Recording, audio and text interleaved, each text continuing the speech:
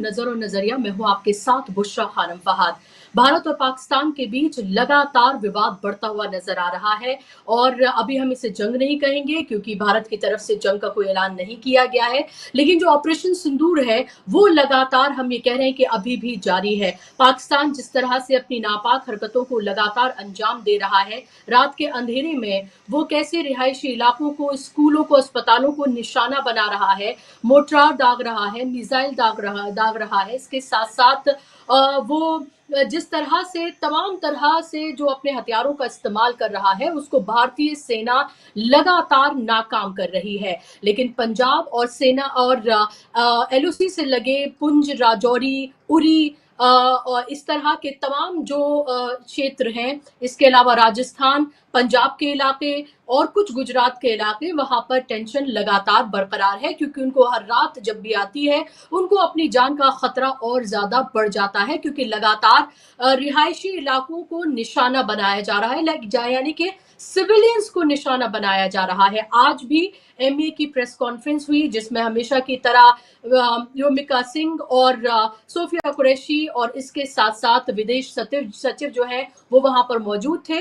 बाकायदा तौर पर प्रूफ्स के साथ वो हर रोज तस्वीरों के साथ पाकिस्तान की हर हरकत को बेनकाब करते हैं और वो ये बताते हैं कि कैसे रात के अंधेरे में पाकिस्तान लगातार हमला कर रहा है। हर रात जब भी आती है तो लगता है कि अब क्या ये पूरा की पूरी जो ये विवाद है, क्या ये जंग की शक्ल ले सकता है, क्या ये आगे एस्केलेट होता हुआ नजर आ रहा है, ये डी एस्केलेट होगा क्या किसी भी तरीके से। हर रोज लोगों के मन में ये बात उत्पन्न हो रही है, खासतौर पर वो लोग जो एलओसी के पास रहते हैं, वो लोग जिनको हर वक्त अपनी जान का खतरा बना हुआ है। लगातार मीटिंग्स पे मीटिंग्स का दौर जारी है। प्रधानमंत्री ने मीटिंग ली है, राजनाथ सिंह की मीटिंग हुई है, इसके अलावा भी मीटिंग्स लगातार की जा रही हैं और पूरी की पूरी जो ये सिचुएशन है उसको कैसे आगे देखा जाए, आंका जाए, क्या किया जाए, क्या कदम उठाए जाए, किस तरह से पाकिस्तान की इन हरकतों को रोका जाए, उसको कड़ा सबक सिखाया जाए ताकि वो इस तरह से अपनी हरकतें लगातार जो वो हमले कर रहा है, इसको हरकतें नहीं बल्कि हमले जो वो लगातार कर रहा है, जो बेकसूर सिविलियंस है उनको जिस तरह से निशाना बना रहा है, उसका जवाब लगातार भारतीय सेना दे रही है। हमारा एयर डिफेंस सिस्टम उसको लगातार निष्क्रिय कर रहा है। हमारे जो सेना है उसके शौर्य उसका शौर्य लगातार हर रोज हमें देखने के लिए मिल रहा है और इसीलिए हम सब चैन की शायद नींद सो पा रहे हैं क्योंकि बॉर्डर्स पर हमारे जवान वहां हमारी सुरक्षा के लिए तैनात है। इस सबके बीच जो पाकिस्तान की तरफ से एक बड़ा बयान आया है वो मैं आपके सामने जरूर रखना चाहूंगी और इससे साफ हो गया है कि पाकिस्तान एक तरह से डर गया है, पाकिस्तान खौफ में आ गया है। उसको साफ तौर पर लग रहा है कि भारत जिस तरह से उसको करारा जवाब लगातार दे रहा है और जो उसका भारी नुकसान हो रहा है, जान का भी, माल का भी, आतंकियों को लगातार जिस तरह से ठिकाने लगाया जा रहा है, ये मामला अगर आगे और बढ़ा तो वो और उसके लिए कितनी मुश्किलें बढ़ सकती हैं। आपको ये पता ही है कि आईएमएफ ने 1 बिलियन जो है उसे फिर से देने का सैंक्शन जो है वो कर दिया है और इससे आप अंदाजा लगाइए कि पाकिस्तान की हालत कितनी दयनीय है और उसे साफ तौर पर ये पता है कि अगर ये पूरा विवाद ये आगे अगर बढ़ता है और तो उसके लिए ये कितनी मुश्किलें पैदा कर सकता है। ऐसे में विदेश मंत्री हैं इशाक डार, उनका ये बयान आया है। उन्होंने कहा है कि यदि भारत अपने हमले रोक देता है तो हम भी अपनी तरफ से इसको रोक देंगे, यानी कि उसने सीधे तौर पर ये कहा है और एक तरह से सरेंडर हम ये कह सकते हैं कि उस स्थिति में वो आता हुआ नजर आ रहा है कि अगर भारत की तरफ से किसी तरह का एस्केलेशन नहीं होता है तो हम भी यहाँ पर इस चीज को यहीं पर ही एस्केलेट नहीं करेंगे, इसको डी एस्केलेट करेंगे। और ये किसी और का नहीं, ये विदेश मंत्री का बयान आया है। और ये क्यों आया है? ऐसे वक्त में ये बयान आया है जब अमेरिका के विदेश मंत्री मारियो रूबियो जो हैं उन्होंने बात की है वहां के सेना के अध्यक्ष से, पाकिस्तान के सेना अध्यक्ष से, और इसके साथ साथ उन्होंने एस जयशंकर से भी यहाँ पर बात की है और ये कहा है कि इस पूरे विवाद को अब आगे ना बढ़ाया जाए, बातचीत का रास्ता खोला जाए और इसको डी एस्केलेट किया जाए, इसको यहाँ से आगे ना बढ़ाया जाए। सवाल ही उठ रहा है कि जिस स्थिति में और जिस मुहाने पर आकर अभी भारत और पाकिस्तान दोनों आकर खड़े हो गए हैं, लगातार पाकिस्तान जिस तरह से सिविलियंस को निशाना बना रहा है, हर रात उसने कल भी 26 शहरों को उसने जिस तरह से निशाना बनाया है, और ये भी कहा जा रहा है कि लगातार वो अपनी सैन्य गतिविधियों को आगे बढ़ा रहा है। यानी कि अब तक तो हम ये कह सकते हैं कि एयर टू एयर जो है वो मार की जा रही है दोनों ही तरफ से। लेकिन अभी ये बताया गया, आज जो ब्रीफिंग हुई, कि कहीं ना कहीं अब जो सैन्य जो गतिविधियां हैं वो जमीन पर भी पाकिस्तान की आगे बढ़ती हुई नजर आ रही हैं। ये आज की ब्रीफिंग में कहा गया। ऐसे वक्त में विदेश मंत्री जो कह रहे हैं पाकिस्तान के, उसको कैसे देखा जाए? क्योंकि एक तरफ रक्षा मंत्री हैं, वो कुछ और कहते हुए नजर आते हैं, वो आर पार की बात कर रहे हैं। लेकिन मार्को रूबियो की आज ही बात हुई है, और मार्को रूबियो की आज ही बात हुई है विदेश मंत्री की अमेरिका के, और उनका सीधे तौर पर एक डिप्लोमेटिक तरीके से इसका रास्ता निकालने की बात एक तरह से वो करते हुए नजर आ रहे हैं। एस जयशंकर से भी उन्होंने बात की है। लेकिन सवाल ये उठ रहा है कि ये लड़ाई जो कि पाकिस्तान और हिंदुस्तान के बीच में है, हिंदुस्तान जो लगातार इसको सालों से भुगतता हुआ आ रहा है, लगातार जिस तरह से आतंकी, लगभग 3 दशकों से आतंकी हमले लगातार हिंदुस्तान झेलता आ रहा है पाकिस्तान में पनपते हुए आतंकवाद से, तो क्या ऐसे में इस तरह की कोई डिप्लोमेसी, इस तरह की कोई बातचीत का कोई निर्णय निकल कर आएगा? क्या वाकई में ये तमाम चीजें डीएस्केलेट होंगी? क्या पीछे जाएंगी ये चीजें, या फिर और आगे बढ़ती हुई नजर आएंगी? जिस तरह से कल का हमने पूरा घटनाक्रम देखा, उससे लग रहा है कि बहुत जल्दी थमने वाला नहीं है। लेकिन मैं इसके साथ साथ आपको ये भी बता दूं, भारत की तरफ से कभी इसकी शुरुआत की ही नहीं गई थी। पहले 26 मासूम निर्दोष लोगों की जान ली गई। जाहिर सी बात है कि अब एक देश के नाते उसको इसका बदला लेना था, निर्दोष अपने नागरिकों का। भारत की तरफ से सिर्फ टारगेट करके आतंकी ठिकानों को निशाना बनाया गया।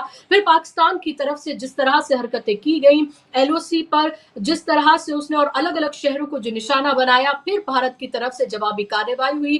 फिर पाकिस्तान ने फिर से अपनी हरकतों से वो बाज नहीं आया, और फिर से भारत की तरफ से जवाबी कार्रवाई की गई। तो जवाबी कार्रवाई भारत कर रहा है। भारत ने कभी भी शुरुआत नहीं की थी। वो हमेशा हम हमेशा पीस की बात करते रहे हैं, कभी भी हमारी तरफ से जंग की शुरुआत कभी भी नहीं हुई। लेकिन जब जब शुरुआत हुई है, तब तब हमने पाकिस्तान को ये बता दिया है कि कैसे हम उसके हर मंसूबे को निस्त नाबूद करने के लिए का पूरा दमखम रखते हैं। अब तक जितनी भी जंग हुई है भारत और हिंदुस्तान के बीच में, हिंदुस्तान और माफ कीजिएगा और पाकिस्तान के बीच में, उसमें हमेशा हिंदुस्तान की जीत हुई है। ये बहुत अच्छे से पाकिस्तान को पता है। और पाकिस्तान जिस तरह के आर्थिक संकट से गुजर रहा है, जिस तरह से अफगानिस्तान से, बलूचियों से उसको पहले से ही जो थ्रेट्स उसको मिल रही हैं, वो चारों तरफ से जिस तरह से घिरा हुआ है। और देखिए कि फौरन के फौरन, मैं उस तरह के अल्फाज का इस्तेमाल नहीं करूंगी, कटोरा, भीख, ये सब मैं नहीं कहूंगी। लेकिन मैं ये जरूर कहूंगी कि देखिए अभी 2-3 दिन ही हुए हैं, ये अभी जंग भी नहीं हुई है। सिर्फ अभी आप ये देखिए कि जवाबी कार्रवाई ही सिर्फ की जा रही है, तो फौरन उसने आईएमएफ का दरवाजा खटखटा दिया और वहां से 1 बिलियन जो है उसने अपनी झोली में ले लिया है, ये बता के कि देखिए हमारे साथ क्या क्या हो रहा है। और उसने दरवाजा खटखटाया और आईएमएफ ने फिर से उसे 1 बिलियन दे दिए। तो आप इससे समझिए कि उस मुल्क की स्थिति फिलहाल क्या है। भारत और हिंदुस्तान का कभी कोई किसी तरह का, किसी भी दर्जे का कोई कंपैरिजन न था, न है, और ना कभी हो सकेगा। ये उसको अच्छे से पता है। इसलिए 2-3 दिन में ही उसकी सांसें फूलने लगी हैं, और उसने सीधे तौर पर अब ये पेशकश कर दी है कि अगर भारत की तरफ से कोई किसी तरह की कार्रवाई नहीं होती है, तो हमारी तरफ से भी कार्रवाई नहीं की जाएगी। इसको किस तरह से समझा जाए, किस तरह से देखा जाए? क्या अब ये हम समझें कि अब से ये डीएस्केलेट होगा, या फिर पाकिस्तान की कथनी और करनी में फर्क है? वो जो कह रहा है उस पर यकीन नहीं किया जा सकता है। क्या ये चीजें इसी तरीके से आगे बढ़ेंगी? क्या कोई डिप्लोमेटिक चैनल्स फिलहाल आज की स्थिति में कोई काम कर सकते हैं, या फिर हम जंग की तरफ जा रहे हैं? ये तमाम सवाल हैं जो लोगों की जहन में हैं। और इस सब के बीच फिर से जो ये चैनल्स हैं जो लगातार आपको फेक खबरें परोस रहे हैं, और उसके बाद जब लताड़ पड़ती है रक्षा मंत्रालय की तरफ से तो माफी बाकायदा तौर पर चैनल जो है अपने टीवी चैनल पर मांगते हैं कि हम माफी मांगते हैं, हमसे कुछ गलतियां हुई हैं। लेकिन उसके बाद आज फिर से सरकार की तरफ से एडवाइजरी जारी की गई है और ये कहा गया है कि जो आप ये सायरन टू टू टू बजाते रहते हैं ना अपने चैनल पर, इसको आप बंद करिए। इससे जनता में कंफ्यूजन जो है वो पैदा हो रहा है और आप इसको फौरन बंद करें, ये कहा गया है। जो आप हर रोज हर खबर के साथ आप जो वो सायरन सुन रहे हैं, इससे जो असल में जो सायरन जब लोगों के जो बजेगा, जब वाकई में जब ये कहा जाएगा कि ये सायरन बज रहा है और आप अपने लिए जो है वो सुरक्षा कवच जो है आप लें, आप कहीं सुरक्षित स्थानों पे जाएं, लाइटें बंद कर दें, सब जब कहा जाएगा तो शायद लोग उसको उस तरह से ना लें।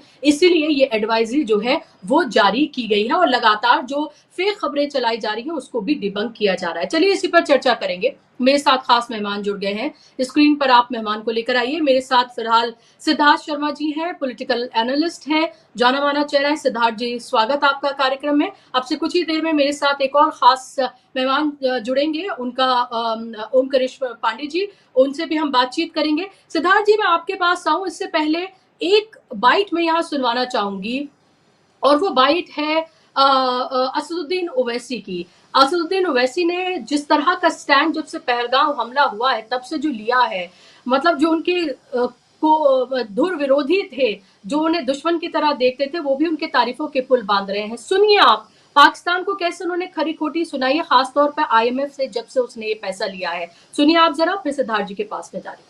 तो अच्छा, भीख मंगे हैं ये लोग, यकीन मानो ऑफिशियल भीख मंगे हैं पाकिस्तानी। आईएमएफ से लोन ले रहे जाके $1 बिलियन का। आप 75 साल से आपने क्या किया? किसने आपको मजबूर किया आईएमएफ का लोन लेने के लिए? और अफसोस की बात यह है कि आईएमएफ का लोन ले रहे हैं और ये इंटरनेशनल, मेरे को माने ये इंटरनेशनल मॉनेटरी फंड नहीं, ये इंटरनेशनल मिलिटेंट फंड दे रहे हैं पाकिस्तान को, इस्तेमाल करेंगे। अब आप देखिए, ये यूएसए है, जर्मनी है, जापान है, ये कैसा है लोग इसको अग्री कर रहे हैं, जबकि हमारे जमीन पर, हमारे घरों पर, हमारे सिपाहियों पर हमले हो रहे हैं और इनको 1 बिलियन क्या है का लोन मिला रहा है। तुम हुकूमत, तुम चलाना तो दूर की बात, तुमको इकोनॉमी चलाना नहीं आता तुम्हारे को? क्या है तुम्हारे पास? वहां से बैठ के आप बोल रहे इस्लाम ये इस्लाम वो, कोई कुछ नहीं है। ये सिर्फ इनकी जारहाना गलत पॉलिसी है। यहां पर अमन को बिगाड़ने के लिए, यहां पर हिंदू और मुसलमानों में निफाक पैदा करने के लिए, और इनको ये बात पसंद नहीं आती। आप अंदाजा लगाइए कि भावलपुर और मुरीदकी में हमला हुआ तो जो शख्स अमेरिका में टेररिस्ट है, हाफिज अब्दुल रऊफ, ये एलईटी के सदर का बेटा, वो नमाज जनाजा पढ़ा रहा, उसके पीछे वो बैंड ऑर्गेनाइजेशन लोग खड़े, उनके पीछे पाकिस्तान की फौज खड़ी हुई है।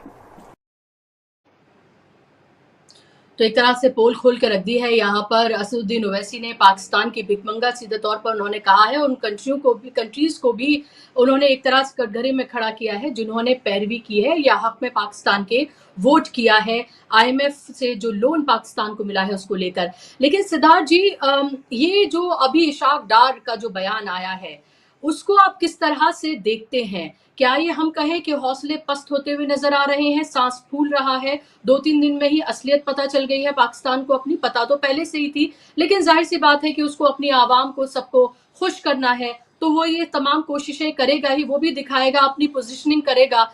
लेकिन 26 शहरों को उसने कल निशाना बनाया। आज फिर से एमई की मीटिंग हुई, उसमें तमाम चीजों को प्रूफ के साथ रखा गया। कैसे देख रहे हैं आप इस सबको? यहाँ से आगे कितना जाते हुए आप इस मामले को देख रहे हैं? क्या कोई उम्मीद डी एस्केलेट होने की, या आपको लग रहा है ये युद्ध में तब्दील होने जा रहा है? जी, मामला ऐसा है कि भारत पाक मौजूदा जो भी टकराव है, संघर्ष है, आज की तारीख में काफी नाजुक दौर में पहुंच गया है, क्योंकि इसके 3 पहलू हैं। एक राजनीतिक पहलू है, दूसरा सैनिक पहलू है और तीसरा अंतरराष्ट्रीय या कूटनीतिक पहलू भी है। तो बाकी टीवी चैनलों से अलग डीबी लाइव के दर्शक क्योंकि संजीदा हैं, तो इन तीनों पहलुओं को एक-एक करके अगर समझ लेते हैं तो अपने आप मामला काफी हद तक साफ हो जाएगा। पहला तो है राजनीतिक पहलू। तो पहलगाम हमले के तुरंत बाद सुरक्षा चूक मानने से लेकर आज सुबह चौथी बार कार्यपालिका की colonel Sofia Qureshi, wing commander Vyomika Singh और विदेश सचिव विक्रम मिस्त्री, इस दुनिया के सामने उनका आना सामने खुद आना, ये खुद अपने आप में बताता है कि भारत इस विषय में बिल्कुल राजनीति नहीं कर रहा है, क्योंकि भारत सरकार को शायद अब पूरी तरह से एहसास हो गया है कि राजनेता जब टीवी पर आते हैं तो उनके समर्थक और आलोचकों के बीच में एक ध्रुवीकरण पैदा होता है, जिसके कारण अविश्वास की खाई और ज्यादा बढ़ जाती है। और समय आज ऐसा है कि एकजुटता की जरूरत है। इसीलिए राजनेता पिछले 4 दिन से टीवी से गायब हैं और वो बहुत अच्छा है। और क्योंकि मामला परमाणु हथियारों से लैस दो देशों के बीच का है, तो बेहतर है कि इस विषय को एक्सपर्ट्स ही संभालें। जैसे ऑपरेशन थिएटर में जानकार एक्सपर्ट्स के अलावा किसी को अंदर जाने की इजाजत नहीं होती, भले वो मरीज का रिश्तेदार ही क्यों ना हो। तो दुनिया को भारत ने अब ये स्पष्ट कर दिया है, उनको पूरी दुनिया को स्पष्ट संदेश दे दिया है कि इस टकराव में, इस संघर्ष में भारत किसी भी तरह की कोई राजनीति नहीं कर रहा है। तो ये तो हो गया राजनीतिक पहलू। दूसरा पहलू आते हैं सैन्य पहलू पे। तो आज कर्नल कुरैशी ने बताया कि कैसे पाकिस्तानी सेना द्वारा जम्मू कश्मीर से लेके गुजरात तक भारतीय सैन्य प्रतिष्ठानों पर हमला जारी है, कल रात भर जारी रहा। और खास करके जम्मू कश्मीर और पंजाब में नागरिकों तक को निशाना बनाया जा रहा है पाकिस्तानी सेना द्वारा, और खास करके धार्मिक स्थल और स्कूलों को भी नष्ट किया गया है, ताकि लोगों में, भारतीयों के अंदर सांप्रदायिक संघर्ष, सांप्रदायिक वैमनस्य बढ़ाने की कोशिश पाकिस्तानी सेना कर रही है। सबसे मजेदार बात और सबसे दिलचस्प बात यह है कि नागरिक विमानों की आड़ में सैनिक विमानों द्वारा तेज गति की मिसाइलों को लॉन्च करने को और अपने थल सेना को बॉर्डर के पास लाने को, ये दोनों काम पाकिस्तान ने कल किया है। सबको पता है कि नागरिकों की ढाल होती है सेना, सेना नागरिकों को अपनी ढाल नहीं बना सकती। तो पाकिस्तानी वायुसेना ने कल पाकिस्तानी नागरिक जो हवाई जहाज उड़ रहे थे उसके पीछे आके, उसके पीछे से भारतीय धरती पर हवाई हमले किए हैं, और इसको भारतीय सेना ने स्पष्ट रूप से उजागर कर दिया। तो पाकिस्तान ने कल रात में कुछ ये जो दो काम किए हैं और अपने थल सेना के कुछ टुकड़ियों को बॉर्डर तक नजदीक लाया है, तो पाकिस्तान ने कल रात में कुछ नए आयाम इस संघर्ष में खोल दिए, ये बिल्कुल स्पष्ट है। और कर्नल कुरैशी ने यह भी बताया कि कैसे भारतीय सुरक्षा बलों ने पहले जो आ रहे थे हवाई हथियार उनको भी बेअसर कर दिया, और फिर उसी के जवाबी हमले में भारत ने चकला, सियालकोट और रहीम यार खाना में पाकिस्तान ने जिस तरह के सैन्य प्रतिष्ठानों पर निशाना साधा था भारत ने भी चकला में, सियालकोट में और रहीम यार खान में पाकिस्तान के सैन्य प्रतिष्ठानों पर हमला किया। बहुत नपातुला हमला था, बिल्कुल जिम्मेदाराना जवाब दिया गया था। भारतीय सेना की कार्रवाई में कोई नागरिक, पाकिस्तानी नागरिक के हताहत होने की, उनको हानि पहुंचने की कोई सूचना नहीं है। और भारतीय सेना ने यह भी कहा कि उसने पूरी तरह से एक सुरक्षात्मक रवैया अपनाया हुआ है, वो कोई भी नया आक्रामक कदम नहीं उठाएगी यदि पाकिस्तानी सेना इस तरह का कदम नहीं उठाती है। तो ये तो हो गया सैनिक पहलू। अब आते हैं अंतिम और कूटनैतिक पहलू पे, जो कि सबसे ज्यादा दिलचस्प है। ताजा घटनाक्रम यह है कि कल रात की घटनाओं के बाद अमेरिकी विदेश मंत्री ने सबसे पहले पाकिस्तान के सेना प्रमुख से बात की। ध्यान में रखिएगा, वो पाकिस्तान के सेना प्रमुख से सीधे बात कर रहे हैं। इसका मतलब पाकिस्तान में ताकत, सत्ता, ये पूरा का पूरा ऑपरेशन या इस तरह की हरकतें कौन कर रहा है, ये बिल्कुल स्पष्ट हो जाता है। उसके बाद मार्को रूबियो साहब ने, अमेरिकी विदेश मंत्री ने भारतीय विदेश मंत्री से भी बात की, और दोनों ही पक्षों को उनका प्रस्ताव था कि दोनों पक्षों को तनाव कम करने और सीधे वार्तालाप को फिर से स्थापित करने के तरीके खोजने चाहिए, ताकि अगर एक दूसरे के बीच में कोई मिसकैलकुलेशन हो, गलत अनुमान लग जाए, तो उससे बचा जा सके। और यह भी कहा कि भविष्य के संघर्षों से बचने के लिए रचनात्मक वार्ता अगर शुरू करते हैं तो अमेरिका इसमें मदद करने के लिए तैयार है। तो इसके जवाब में भारतीय विदेश मंत्री ने बहुत नपातुला बयान दिया है कि भारत का दृष्टिकोण हमेशा नपातुला हुआ ही रहा है, भारत की कार्रवाई हमेशा जिम्मेदार पूर्ण ही रही है और आगे भी ऐसा ही रहेगा। मतलब भारत की सेना जो कह रही है और भारत का विदेश मंत्रालय जो कह रहा है, वो भाषा बिल्कुल समान है। तो ये तो 3 पहलू हो गए, मैंने बता दिया। राजनीतिक पहलू क्या है, जिसमें कि राजनेता बिल्कुल पीछे जा चुके हैं, कार्यपालिका आगे आ गई है, विधायिका पीछे जा चुकी है, जो कि अच्छी बात है। सैनिक भी मैंने बता दिया, मैंने क्या बताया, खास करके कर्नल कुरैशी मैडम ने बताया, मैंने सिर्फ उसको संक्षेप किया, और कूटनीतिक गतिविधि के बारे में बताया। अब इन सब से ना कुछ चीजें साफ हो जाती है, और वो साफ हो जाती है, संक्षेप में ऐसा लग रहा है कि अमेरिका इसे युद्ध नहीं बल्कि एक संघर्ष मान रहा है। ये बिल्कुल स्पष्ट हो गया, अमेरिका कहीं इसको युद्ध नहीं बोल रहा है। मतलब अमेरिका को, दूसरी बात यह कि अमेरिका को शायद इस संघर्ष की हर अगली सीढ़ी में पाकिस्तान क्या करेगा इसकी पहले से जानकारी थी। यह बिल्कुल स्पष्ट हो रहा है मार्को रूबियो के बाद से। लेकिन कल रात में पाकिस्तानी सेना ने अमेरिका की आंख में धूल झोंक के रातों रात मामले को उकसा दिया, और जब उसने हवाई जहाज से हाई स्पीड मिसाइल का इस्तेमाल किया, इसमें क्या हुआ, अमेरिका के आंख के सामने उन्होंने धूल झोंका। सब जानते हैं कि अमेरिका पाकिस्तान को F-16 जैसे हथियार देता भी है, पर उनको भारत के खिलाफ उपयोग करने की मनाही भी है, यह भी बिल्कुल स्पष्ट है। तो अब मेरे ख्याल से अमेरिका को पता लग गया कि अमेरिका को पाकिस्तान कह तो कुछ रहा था लेकिन पीछे से कर कुछ रहा था। उसने हवाई हमले किए, इसीलिए मार्को रूबियो साहब ने, अमेरिका के विदेश मंत्री ने आज सुबह पाकिस्तान सेना की अच्छे से क्लास ली है। इधर भारत तो पहले से ही रक्षात्मक मोड में है, आक्रमण मोड में है ही नहीं, तो दुनिया भारत की तरफ से बिल्कुल आश्वस्त है। ऐसे में यह लग रहा है कि पाकिस्तानी विदेश मंत्री के ताजा तरीन शांति का पहल का यही राज है कि उनके साथ उनको अमेरिका की ओर से क्लास लिया गया है कि हमने जो आपको आधुनिक हथियार दिए थे, बिल्कुल स्पष्ट था कि उसको भारत के खिलाफ आप उपयोग नहीं कर सकते। भारत ने बिल्कुल आज ये प्रमाणित कर दिया कि कल पाकिस्तानी वायुसेना ने नागरिकों की आड़ में, नागरिक वायुयान की आड़ में हवाई हमला करने की कोशिश की है। अमेरिकी विदेश मंत्री ने इस विषय पर पाकिस्तान के जो थल सेना अध्यक्ष हैं, आसिफ मुनीर या शायद उनका कुछ नाम है, सेना अध्यक्ष को इस चीज की जानकारी भी दी है कि आप मेरे आंख में झूल नहीं झोंक सकते। और इसी मद्देनजर हम ये देख सकते हैं कि पाकिस्तान के जो विदेश मंत्री हैं इशाक डार साहब, वो अब शांति की बात करने की सोच रहे हैं। लेकिन फिर से मेरा ये मानना है कि ये प्रत्यक्षम किम प्रमाणम वाला खेल है। हमें पता है कि सत्ता पाकिस्तान में किसी मंत्री के हाथ में नहीं होती। वहां की सेना आज रात में, पाकिस्तानी सेना किस तरह की हरकतें करती है, इससे पता लग जाएगा कि अमेरिका का दबाव उनके ऊपर कितना काम किया। बिल्कुल एग्जैक्टली, लास्ट लाइन में आपका पूरा सार है आपकी बात का कि आज रात जो है वो ये देखना होगा कि जो कहा जा रहा है इशाक डार की तरफ से और जो बातचीत हुई है भारत, अमेरिका के विदेश मंत्री और पाकिस्तान के विदेश मंत्री के पाकिस्तान के बीच में, तो क्या उसका क्या नतीजा होता है? क्या वाकई में उनका कोई प्रेशर काम करता हुआ नजर आ रहा है? करना चाहिए जिस तरह से अमेरिका और पाकिस्तान के रिश्ते रहे हैं, तो ये देखने वाली बात बेहद महत्वपूर्ण होगी। लेकिन इस वक्त मैं आपको ये भी बता दूं कि एनईए की जो प्रेस कॉन्फ्रेंस थी वो सुबह में हुई थी और अब बताया जा रहा है कि एक बार और यानी कि तकरीबन 6 बजे फिर से एक प्रेस ब्रीफिंग जो है वो एमईए की फिर से होने जा रही है। यानी कि एक बार फिर से वो ब्रीफिंग करेंगे, बताएंगे कि क्या कुछ पाकिस्तान की तरफ से किया गया है और आगे क्या कुछ किया जाना है, किस तरह के एक्शन जो है वो भारत लेने के लिए जा रहा है। इस सबके बीच एक और जो खबर है जो आपके सामने मैं रखना चाहती हूँ वो ये कि पाकिस्तान के नाकाम हमलों की कोशिश के भी भारत सरकार ने एक बड़ा फैसला ये लिया है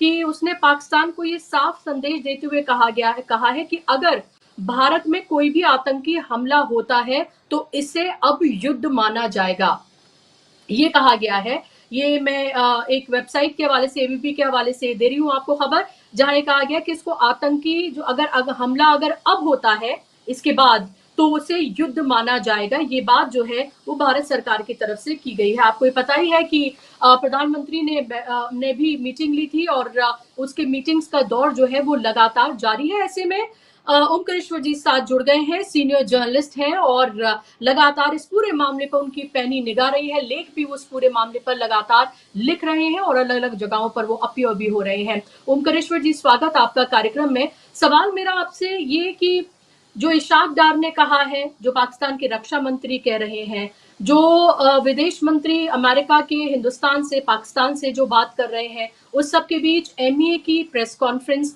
एक बार फिर से होने जा रही है और हिंदुस्तान में अलग अलग जो सरकारों की मीटिंग्स हो रही है, गृह मंत्री की या फिर रक्षा मंत्री की, प्रधानमंत्री की, और सबसे जो बातें सामने निकल कर आ रही हैं, क्या आपको लग रहा है देश युद्ध की तरफ आगे बढ़ता हुआ नजर आ रहा है, या आपको लग रहा है कि आज रात पाकिस्तान अगर किसी तरह की अपनी कोई हरकतें नहीं करता है, कोई सिविलियंस को निशाना नहीं बनाता है, तो यहाँ से डी एस्केलेशन भी शुरू हो सकता है? कैसे देख रहे हैं आप इस पूरे मामले को अब? देखिए, मैंने कल भी इस बात का जिक्र किया था जब कुछ चैनलों पर, कुछ प्लेटफॉर्म्स पर ये बात हो रही थी कि क्या युद्ध अब धीमा हो गया है या रुकने की तरफ बढ़ रहा है। मैंने कहा था कि नहीं, ये तूफान के पहले की शांति है। एक दिन का जो लल था वो सिर्फ इसलिए था कि पाकिस्तान को आईएमएफ का लोन स्वीकृत कराना था, जो कि उसको स्वीकृत हो गया है। और आईएमएफ का लोन स्वीकृत होने के बाद वो थोड़ा और एम्बोल्डेंड महसूस कर रहा है। उसके अंदर थोड़ी और साहस जो है वो दिखाई दे रही, दुस्साहस बजाय इसके कहें ज्यादा बेहतर होगा। और वो दुस्साहस ही उसने शुरू कर दिया है। भारत की प्रेस ब्रीफिंग जो सुबह हुई उसमें बहुत सी बातें स्पष्ट की गई हैं। ये कि उसने समूचे पश्चिमी मोर्चे पर अटैक करना शुरू किया है। जब आपको याद होगा, करगिल का युद्ध जो है वो सिर्फ लाइन ऑफ कंट्रोल तक या जम्मू कश्मीर के इलाके तक संयमित था। इस बार उसने जम्मू कश्मीर तो छोड़िए, उसने पंजाब भी, उसके नीचे राजस्थान, उसके बाद गुजरात तक, वहां तक भुज तक जो है उसने सारे जो वेस्टर्न बॉर्डर्स के जो फ्रंट हैं उसको एक्टिवेट कर दिए हैं। भारत ने ये साफ तौर पर स्वीकार किया है कि उसके हमले ड्रोन से तो हो ही रहे हैं, मिसाइल से हो रहे हैं, और हाई स्पीड मिसाइल, ये शब्द इस्तेमाल किया गया है। एयर एयर स्ट्राइक या एयर मिसाइल जो छोड़े जाते हैं वैसे ही स्पीड वाले होते हैं, लेकिन हाई स्पीड का कि ये मेड, चूंकि उसके पास जो दूसरे अपने होम ग्रोन मिसाइल्स हैं, होम प्रोडक्शन हैं, वो बहुत ज्यादा इफेक्टिव नहीं रहे हैं, सबको मालूम है। और उसका जो भी मिसाइल निर्माण की क्षमता है वो चीन के सहयोग से ही हुई है। वो क्या करता है, वहां से खरीद के उसके नाम बदल के अपने अल फतह नाम कर लेगा, कुछ और नाम कर लेगा। उसी में से एक मिसाइल कल सिरसा में वैसे सरकार ने इसकी पुष्टि नहीं की है और किसी सरकारी सूत्र ने भी स्पष्ट नहीं किया है, लेकिन कुछ रक्षा विशेषज्ञों का मानना है कि वह जो सिरसा में गिराया गया वो इंटर बैलिस्टिक मिसाइल था जो उसने छोड़ा था, और जो दिल्ली की तरफ बढ़ रहा था। तो उसको पहले ही मार गिराया गया। तो भारत की क्षमता भी इससे जाहिर होती है कि उसकी जो एंटी एंटी मिसाइल क्षमता है वो एक नाम है, लेकिन इसके अलावा को भारत के पास बहुत सी क्षमताएं हैं जो मिसाइल्स को मार गिराने में सक्षम है, और उसमें ये दिखाया गया है। तो ये तो तय है कि वो बढ़ रहा है। ब्रीफिंग का ये भी कहना कि वो अपनी ले आए, इसका मतलब वो युद्ध के लिए उकसावे की पूरी कार्रवाई कर रहा है। आज भी जो है वो जम्मू कश्मीर के कई इलाकों पे, यहाँ तक कि श्रीनगर के हवाई हम एयरबेस के पास, एयरपोर्ट के पास भी अटैक हुआ है। और कुछ अस्पतालों पर उसने हमले किए हैं, अवंतीपुरा में और श्रीनगर में और एक और जगह पर। उसमें अस्पतालों पर उसने हमले किए हैं, गुरुद्वारों पर उसके आके बम गिरे हैं, उसकी भी तस्वीरें आई हैं। तो वो अब जानबूझ के इसको एस्केलेट कर रहा है। और ये सरकार ने कहा कि हम तो इसको नॉन एस्केलेटरी मान रहे थे, और ये भी कि हमने सिर्फ उसके आतंकी ठिकानों पे हमले किए थे, आतंक के जितने भी है, और लिमिटेड कार्रवाई की थी। लेकिन वो लिमिटेड कार्रवाई नहीं कर रहा है वो। अब ये दोबारा पहलगाम के बाद ये उसकी दूसरी गलती है कि वो भारत को सैनिक ठिकानों के साथ सिविल ठिकानों पर और अस्पतालों पर, उस पर हमले करके वो भारत को पूरी तरह उकसा रहा है। तो ये जो है मिलिट्री जो सिचुएशन, हमारे साथी पहले दो और पहलुओं की चर्चा कर रहे थे, पॉलिटिकल और एक्सटर्नल। और मैं कह रहा हूँ कि पॉलिटिकल तो पाकिस्तान में जो कुछ भी है वो वहां की सेना तय करती है, वहां का मिलिट्री जो इस्टेब्लिशमेंट है वो तय करता है, आईएसआई और आर्मी चीफ वहां के डिसाइड करते हैं, और वही हो रहा है वहां। जी। चाहे आप इशाक डार से बात कर लें या ख्वाजा आसिफ मोहम्मद से बात कर लें, वो तो एक मुखौटे हैं जो वो थोड़ी बहुत बात करेंगे, लेकिन असली जो वहां पर एक्शन जो है वो एक्शन आर्मी कर रही है, और वो एक्शन सिविल गवर्नमेंट के कंट्रोल में नहीं है। मैं आपको बताना चाहता हूं कि यही सी हुई थी करगिल के समय में, जिस समय नवाज शरीफ ने तो कोशिश करी थी शायद, मोटा वो भी बने हुए थे, परवेज मुशर्रफ ने, उसने जो है करगिल की हाइट्स पर ऑपरेशन किया था और घुसपैठ हमारे, जिसको मुंह की खानी पड़ी थी, अल्टीमेटली उसको मार भगाया गया था। और फिर उसके बाद वहां तख्ता पलट भी हुआ था। तो पाकिस्तान में ये परंपरा रही है कि सिविल और में अगर कोऑर्डिनेशन नहीं बना तो हो सकता है कि तख्ता पलट हो जाए। और आज तो वह नवाज शरीफ ने अपने जो भाई उनके प्राइम मिनिस्टर हैं शहबाज शरीफ, उनसे भी अलग से मुलाकात की है। तो यानी सिचुएशन वहां भी कुछ वैसा ही है कि कभी भी कुछ भी हो सकता है। 2 दिन पहले खबर आ रही थी कि जो आर्मी चीफ हैं उनके मुनीर, उनको गिरफ्तार करने या उनको उसकी बात, ये अपुष्ट खबरें चल रही थी और ये चलती रहती हैं। लेकिन इस अपुष्टता के बीच ये मानना भी ठीक नहीं है कि वहां कुछ नहीं चल रहा है और वो सब कुछ ठीक चल रहा है, वहां भी गड़बड़ है। वहां के पार्लियामेंट से, सीनेट से जो खबरें आ रही हैं उससे वो पाकिस्तान की स्थिति बयान हो रही है कि वो किस तरह से घबराया हुआ है और भारत जो जवाबी कार्रवाई कर रहा है उससे लोग वहां परेशान हैं। एक दूसरी अफवाह जी पाकिस्तान ने की है कि भारत का मिसाइल अफगानिस्तान में जाके गिरा है या उस पर अटैक हुआ। ये सरासर गलत है। 2021 में जब ये तालिबान का नया शासन जब वहां अफगानिस्तान में आया है, तो इसका झगड़ा पाकिस्तान से है, बल्कि भारत के साथ उसके रिलेशन अच्छे हैं। ये अलग बात है कि भारत ने अभी तक इसको मान्यता नहीं दी है, तो अच्छे हैं। भारत ने इसको क्लैरिफाई किया है कि ये कहना कि हमने उनको उनकी तरफ कोई हमला किया है या कोई मिसाइल छोड़ा है, ये बिल्कुल सरासर गलत है। ये पाकिस्तान बरगलाने की और इसको डाइवर्ट करने की कोशिश कर रहा है। अब अंतर्राष्ट्रीय मोर्चे पर हम देखते हैं तो जो कश्मीर ये जो जेडी वांस ने जब पहले कहा था, जो अमेरिका के वाइस प्रेसिडेंट हैं, उन्होंने कहा था कि this is none of our business, ये हमारा मतलब नहीं है। This is none of our business का मतलब ये हुआ कि यह वह अमेरिका है जिसने 1971 में अपना यूएसएस, अपना सबसे पावरफुल जो फ्लीट है वो भारत की जात, इतना वो पाकिस्तान के साथ खड़ा था। आज वो कह रहा है कि this is none of our business, मतलब अगर पाकिस्तान वहां अपील करे कि कुछ सहयोग करे तो दक दे रहा है।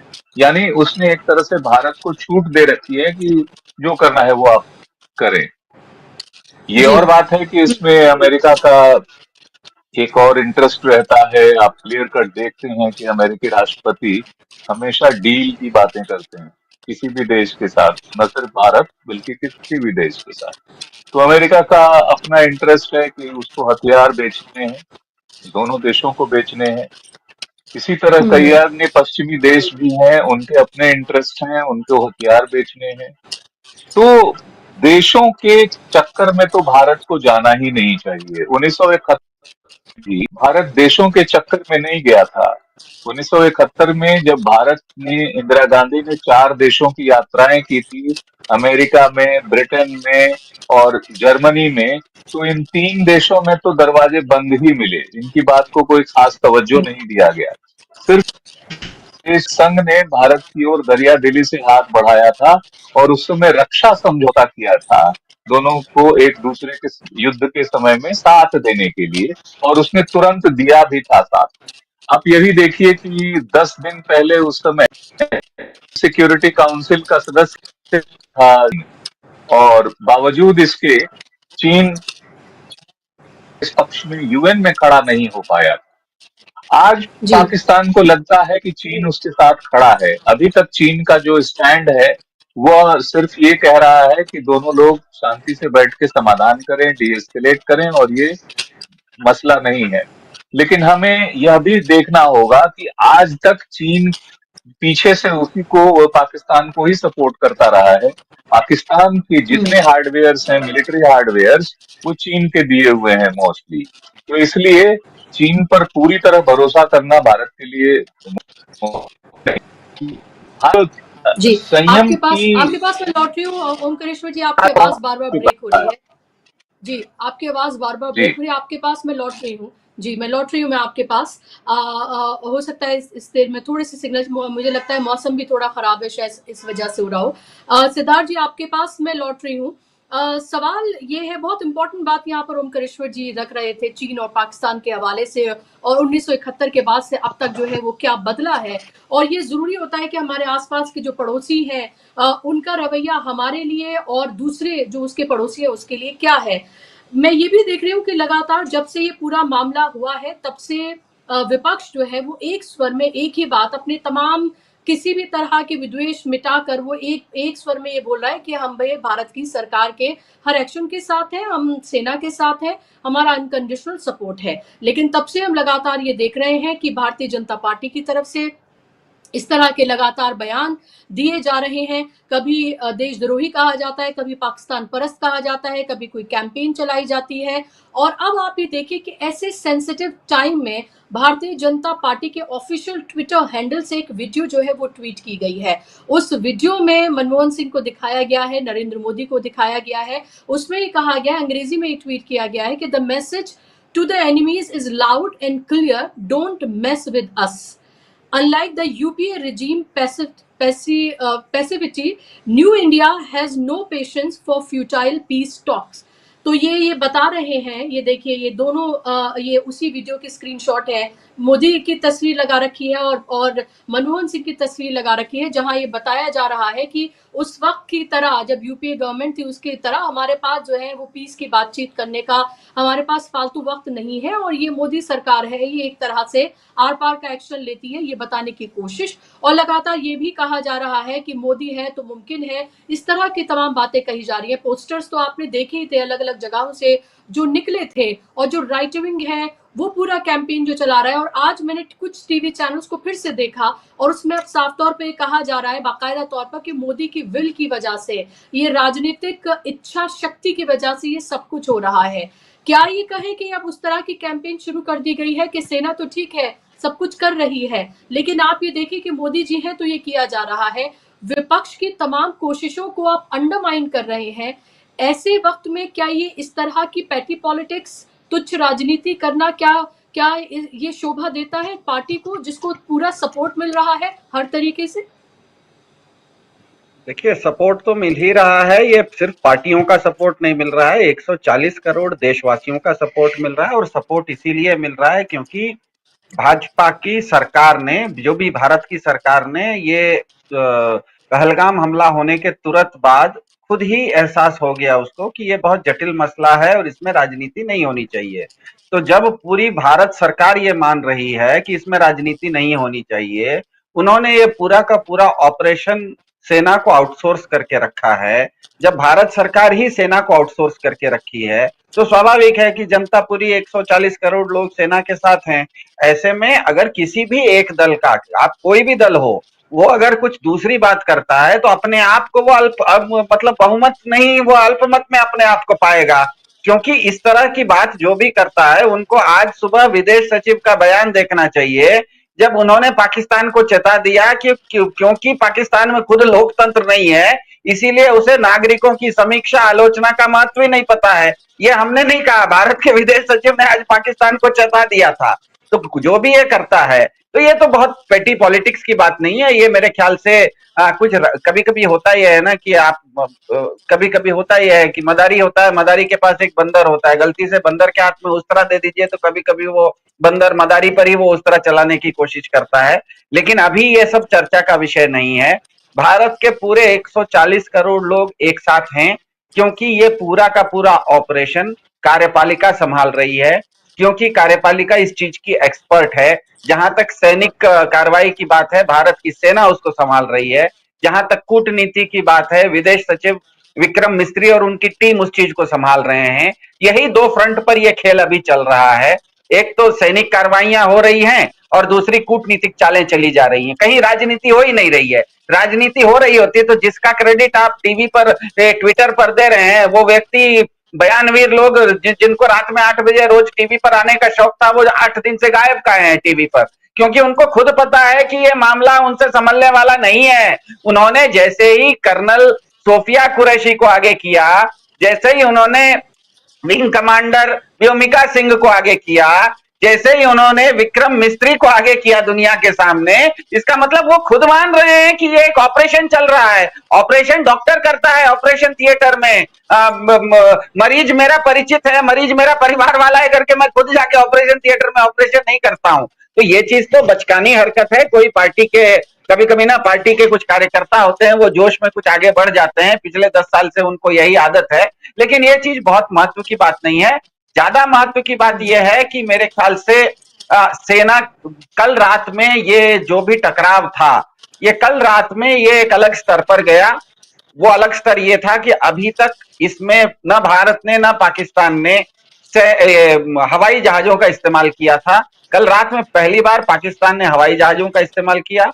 दूसरा ये कि उसकी थल सेना की टुकड़ियां अब बॉर्डर के नजदीक आ गई हैं। इसका मतलब ही है कि ये चीज पाकिस्तान की ओर से उन्होंने कुछ ऐसा उकसावा करने की कोशिश की और अमेरिका ने इस चीज को जान लिया, क्योंकि अमेरिका, पाकिस्तान के पास जितनी भी सैनिक सामग्री है, हथियार वगैरह, उसमें सबसे ज्यादा तो अमेरिका देता है। और अमेरिका इस चीज में तुरंत पड़ा है कि आप इस तरह की चीज नहीं कर सकते, और इसीलिए उन्होंने टाइट किया है। इस चीज में एक और चीज बता देता हूं, ये अभी भी युद्ध की स्थिति नहीं है, ये अभी भी टकराव की स्थिति है। और तीसरी और सबसे प्रमुख बात यह है कि इसमें जो सबसे प्रमुख, किसी भी युद्ध का सबसे बड़ा और प्रमुख हथियार होता है नौसेना।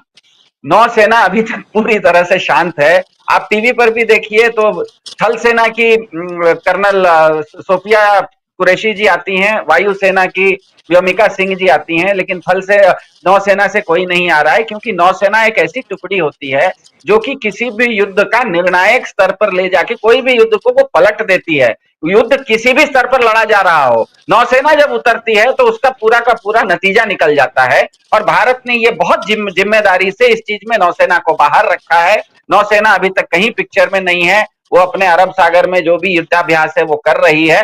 तो मेरे ख्याल से पाकिस्तान को भी ये पता होगा, कि पता है ही, कि भारत के पास परमाणु संपन्न पनडुब्बी है, जो कि पाकिस्तान के पास नहीं है। तो सेकेंड स्ट्राइक कैपेबिलिटी ये कही जाती है। जब अगर कभी युद्ध होता है, इससे पहले युद्ध तो कभी नहीं हुआ, लेकिन दो परमाणु संपन्न देश जब एक दूसरे के साथ किसी भी तरह का टकराव करते हैं, तो हमें पता है कोल्ड वार में अमेरिका और रूस के बीच में बहुत लंबे समय तक इस तरह का टकराव चला था।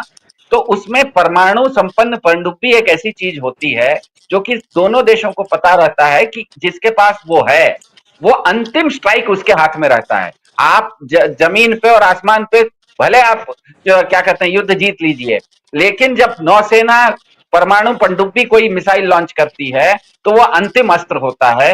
और इस मामले में क्योंकि पाकिस्तान के पास इस तरह की परमाणु संपन्न पनडुब्बी नहीं है, भारत के पास इस तरह की परमाणु संपन्न कम से कम 3 से 4 पनडुब्बियां हैं, तो मेरे ख्याल से पाकिस्तान को भी ये पता है। और मेरे ख्याल से पाकिस्तान के सेनाध्यक्ष को आज सुबह सुबह मार्को रूबियो साहब ने जो क्लास लिया है, उसी का नतीजा हमने देखा कि वहां के विदेश मंत्री कुछ शांति की बातें करना शुरू किए हैं।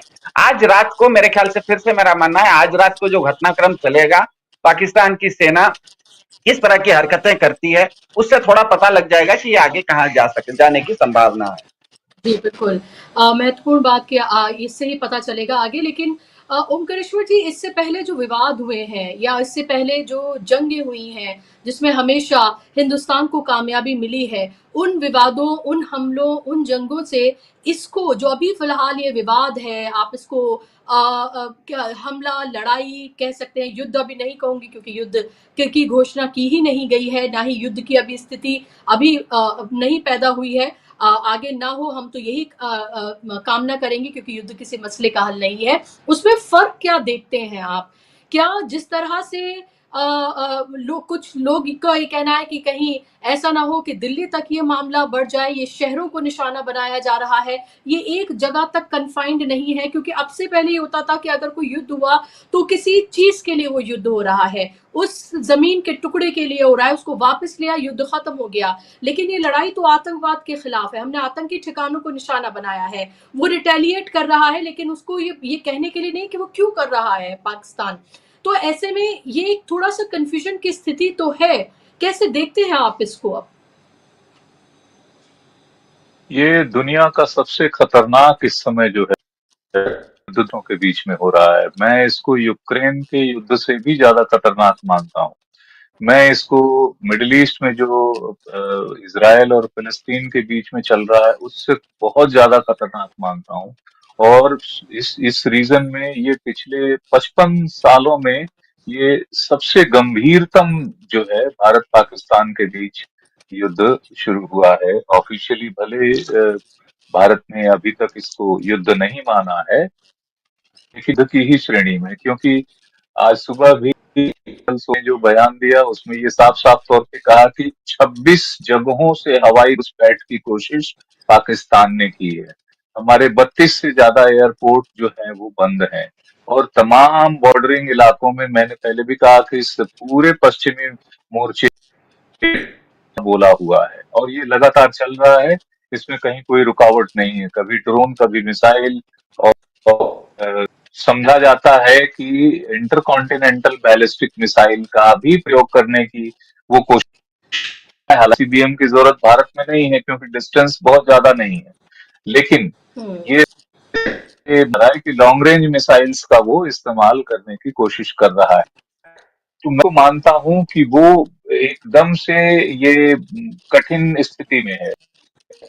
पाकिस्तान के जो पहले के जो पॉलिटिशियंस थे वो बड़ा शब्द इस्तेमाल करते थे, हमारे पास न्यूक्लियर बॉम्ब है, हमारे पास छोटे छोटे वाले पाव पाव भर वाले भी न्यूक्लियर बॉम्ब है।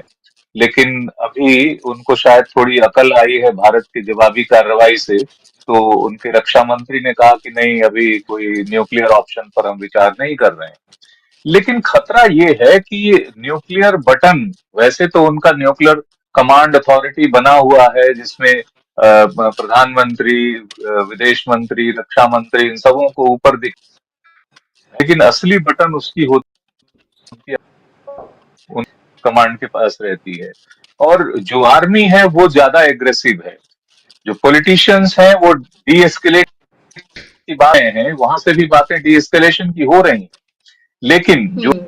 वो अगर इस पे आगे बढ़ रही है, अटैक वो कर रही है, इसका मतलब वो भी उन्हें नहीं सुन रही है। भारत उनको समझाने की कोशिश कर रहा है कि ये हमने सिर्फ आतंकी ठिकानों पे हमले किए, हमने रिस्ट्रेन बरता, हमने संयमित कार्रवाई की, लेकिन वो उसकी कार्रवाई कहीं से भी संयम से बाहर है।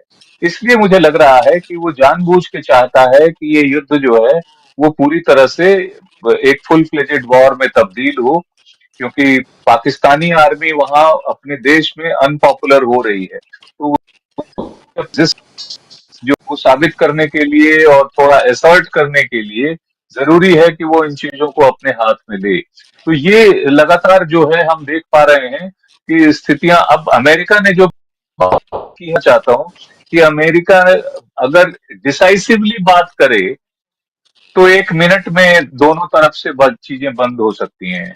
पाकिस्तान को वो हम्म। कह दे कि अब अगले अगले घंटे फायरिंग नहीं होनी चाहिए, तो अमेरिका, उसकी वो हैसियत है कि वो अगले घंटे फायरिंग हो जाए। तो क्या वो पूरी तरह डिसाइसिव बात कर रहा है, उसको सीधा सीधा निर्देश दे रहा है, आदेश दे रहा है कि युद्ध बंद करो, या सिर्फ उससे बातचीत कर रहा है कि भाई देखो आपस में बैठो, देखो इसको ऐसे नहीं होना चाहिए। मतलब एक होता है समझाना और एक होता है आदेश देना कि नहीं अब बंद करो, इस तरह का कोई खेल नहीं हम्म। होगा। ये उसमें मुझे गड़बड़ लग रहा है कि ये पूरी तरह समझाया जा रहा है कि नहीं समझाया जा रहा है, और अगर वो समझा रहा है तो चीन उसको क्या, टर्की उसको क्या समझा रहा है। उस टर्की को जब उसके यहाँ भूकंप आया था तो भारत ने कितना आगे बढ़ चढ़ कर सहयोग प्रदान किया था, राहत प्रदान किया था उसके मुश्किल की घड़ी में।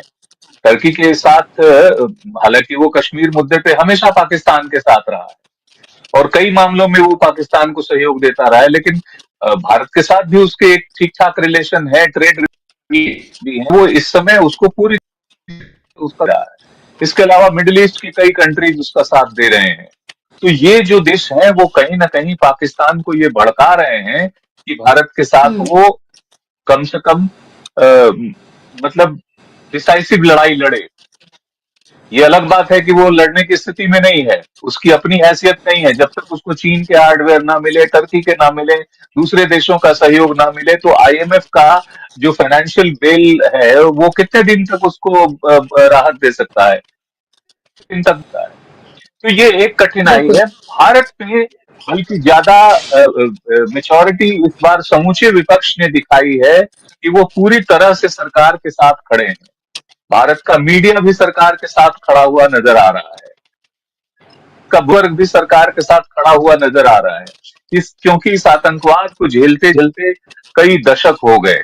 अब चार चार लड़ाइयां पाकिस्तान से लड़ी जा चुकी हैं, उसके दो टुकड़े हो चुके हैं, बावजूद ये उसको सुधरता नहीं है।